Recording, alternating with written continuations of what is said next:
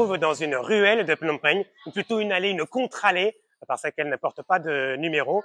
Et c'est le sujet de cette vidéo, rencontre avec monsieur Emmanuel Pézard. Alors, Emmanuel, comment est né ce parcours? Bien, en fait, installé depuis quelques années à Phnom Penh, j'ai rejoint Vanna qui lui est né dans ce quartier en 1980. Ah oui, ici même. Ici même. Et nous avons donc, puisqu'il est quand même assez particulier, décidé de proposer de le visiter sous un autre angle.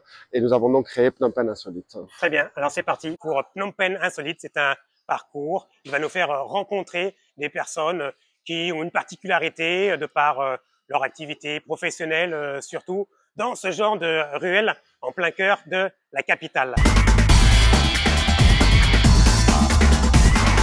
Quand on se promène, il faut toujours lever les yeux parce que, par exemple, ici, si on lève les yeux, on tombe sur une vieille enseigne où c'est encore écrit en français, Maître Tailleur, à droite et à gauche. On peut voir aussi le numéro, rue 164, écrit en français. Et si on regarde sur le compteur qui est là, on voit Électricité du Cambodge, écrit en français aussi. Donc c'est Sino-Khmer, mais ça date de l'époque des années 50-60, où tous les petits commerçants avaient leurs propres enseignes. Il y avait l'orchestre de mariage, il y avait le cordonnier, il y avait le réparateur de moto. Et là, c'est plutôt une allée donc de tailleurs. Et donc la dame avait ses parents qui parlaient français et a gardé en fait cette vieille enseigne. On n'en voit plus beaucoup, mais on en trouvait vraiment partout dans les villes, dans les campagnes. Beaucoup à Battambang aussi, puisque l'école était un peu basée là-bas. Donc c'était un style qui a un peu disparu.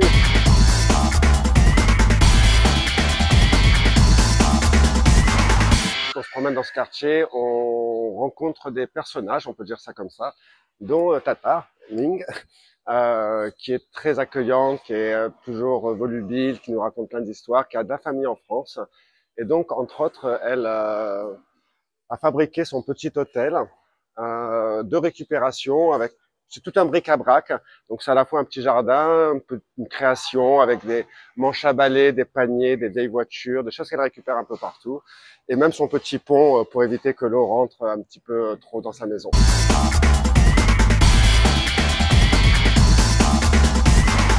Vous voyez énormément d'œufs, de canards et de poulets juste derrière moi. Et en fait, ils contrôlent le degré de maturité de l'embryon du poussin à l'intérieur. Donc, à peu près autour de 18 à 20 jours, une fois que l'embryon est prêt, des petits restaurants de rue ou des personnes privées vont venir acheter des œufs couvés qui vont être cuits comme un œuf dur. Et évidemment, quand vous le mangez à l'intérieur, eh bien, vous avez l'embryon du poussin. Voilà, au niveau de la texture, c'est un petit peu comme des cartilages de raie. Voilà, et c'est servi avec une petite sauce citron vert, poivre noir, sel, basilic vert et un petit peu de piment.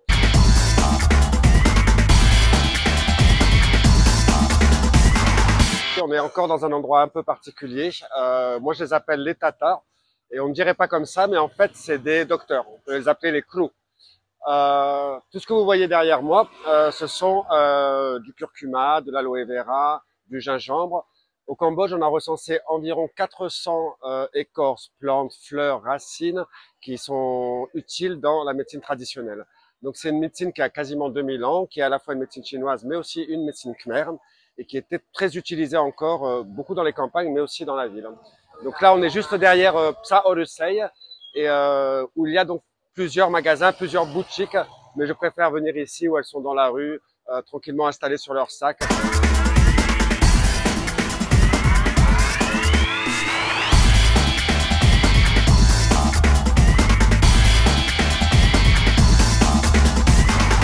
Bonjour Semchonta. Bonjour. Comment ça va aujourd'hui? Ça va bien et toi? Très bien, merci. On se promène un peu dans les allées. Tu vis ici à côté? Où est-ce que tu habites? Oui. C'est là-bas? À côté, c'est ma mère. C'est chez ta maman, d'accord? Oui. Et tu parles très bien français? Merci. Tu as appris, tu as vécu en Afrique aussi? Oui, c'est en Afrique. D'accord. C'est en Afrique 14 ans. 14 ans en Afrique? Voilà. Et tu es revenu depuis? Pour 2 ans ici. 2 ans ici. Et tu aimes bien la vie comme ça dans les allées? Oui, j'aime beaucoup. Il se passe quoi un peu tous les jours? Oui, parce que les gens, mais c'est gentil. Et c'est bien, on parle ensemble, que se passe pour de la vie. Et on voit la vie tous les jours, on mange tous les jours, 24-24. 24-24. Voilà. Et le karaoké un peu? Les karaokés, discothèques, les cartes, l'auto, c'est tout. D'accord. Moi, c'est la belle vie, en fait. Ouais. Ouais, bah, super, bah, merci beaucoup. Merci. Au revoir. Merci Emmanuel pour ce parcours. Avec grand plaisir, Yann, merci à toi de nous avoir accompagnés dans ce dédale de ruelles entre le marché central et le Psao Rusei, un quartier assez atypique de la capitale, historique aussi, et qui est un petit peu le concept de Phnom Penh Insolite, la grande histoire, mais aussi les petites histoires. Si vous voulez faire cette visite sur le terrain, n'hésitez pas à contacter Emmanuel Pézard. Contactez-le à l'avance, bien sûr, il est disponible tous les jours. La visite prend une demi-journée au départ de Sa Tmai, en passant par la gare ferroviaire et en arrivant au marché Orusei.